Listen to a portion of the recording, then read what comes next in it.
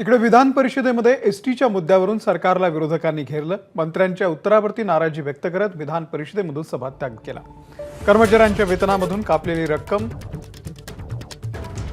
PF मध्ये जमा केलेली नाहीये। पीएफची रक्कम जमा न केल्यानं मंत्र्यांवरती गुन्हा दाखल करा असं परिणय फुके यांनी म्हटलेलं आहे। केवळ जानेवारीचा पीएफ जमा करणं बाकी आहे असं सरनाईक यांनी म्हटलेलं आहे। तर पीएफ प्रलंबित असल्याची मंत्र्यांची कबुली शशिकांत शिंदे यांनी या संदर्भातलं वक्तव्य केलंय। जे प्रश्न केले त्यात या एसटी महामंडळातले एकूण 90,000 अधिकारी कर्मचारी यांच्या वेतनातनं जे कपात करण्यात येणारे जे प्रॉव्हिडंट फंडचे पैसे आहे, जे त्यांचे ग्रॅच्युइटीचे पैसे आहे, हे कुठेही त्या खात्यामध्ये जमा होत नसल्यामुळे मागील 10 महिन्यापासून हे जमा होत नाही आणि हे जवळपास 1100 कोटी रुपये प्रॉव्हिडंट फंडचा निधी आहे आणि 1000 कोटी रुपये जसं 2100 कोटी रुपये असे थकीत रक्कम आतापर्यंत जमा झालेली नाही। या माझं असं म्हणणं आहे, वेतन तर झालेलं आहे, वेतन तर अदा झालेलं आहे, पण त्यातनं जे पीएफ कटतं त्याचे पैसे जमा झालेले नाही, हा माझा मूळ प्रश्न होता। आपण याच्यात चुकीचं उत्तर दिलेलं आहे आणि म्हणून या संदर्भात आपण कारवाई करणार काय। दुसरा याच्यात हे वेतन कपात जे 2214 कोटी रुपयाची जी रक्कम आहे ही कुठे गेली या संदर्भातलंही काही अधिक माहिती आम्हाला मिळणार काय।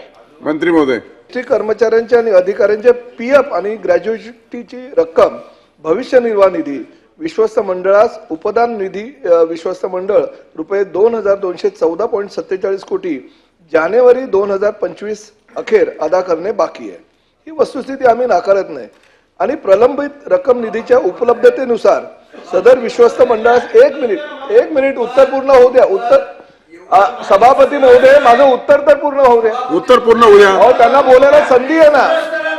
सदस्य पण जागेवर बसा। उत्तर पूर्ण होऊ द्या। शशिकांत शिंदे साहेब, माझं उत्तर तर आपल्याला बोलायला देतो आपण। होऊ द्या ना अध्यक्ष महोदय। तथापि कर्मचारी आणि अधिकारी यांचा भविष्य निर्वाह निधी अथवा उपदान निधी अभावी एकही रुपया अजून प्रलंबित नाही। मासिक तूट आहे ती 64 कोटी आहे। जानेवारी 25 मध्ये जे अखेर सवलत मूल्यांची रक्कम आहे 582 कोटी येणे बाकी आहे, शासनाकडूनच येणं बाकी आहे आणि तसेच मानव विकास योजनेचे 268 कोटी रुपये येणे बाकी आहे आणि त्यामुळे ही परिस्थिती अशी निर्माण झालेली आहे। परंतु कर्मचाऱ्यांच्या व्याजाच्या रकमेचे नुकसान झालेले नाही आणि त्यांना व्याज जमा करण्यात येते सभापती महोदय। त्यामुळे कर्मचाऱ्यांचं कुठेही नुकसान होणार नाही आणि एकही कर्मचाऱ्यांचा भविष्य निर्वाह निधीचा जो पैसा आहे तो इतरत्र खर्च झालेला नाही। अनिल परब, एक मिनिट सभापती महोदय, मंत्री महोदय आमच्या प्रश्नाला उत्तर देत नाहीयेत। खर्च किती झालाय, पगार किती झालाय, शासनाकडनं किती पगार येत आहे। साधा नियम असा आहे, तुम्ही प्रॉव्हिडंट फंड ऍक्ट काढून बघा। प्रॉव्हिडंट फंड ऍक्ट मध्ये जर कामगारांचे पैसे कापले आणि जर ते भरले गेले नाहीत तर त्याला तात्काळ अटक केली पाहिजे त्या विश्वस्ताला। या सरकारचे ज्या एसटी कामगारांचे जे तारणहारे आहेत, सदावर्ती, गोपीचंद पडळकर, सदाभाऊ खोत, मी जेव्हा मंत्री होतो 1 महिना पैसे नाही भरले, दुसऱ्या महिन्यात जाऊन तक्रार करायचे, ताबडतोब अटक करा विश्वस्त मंडळाला।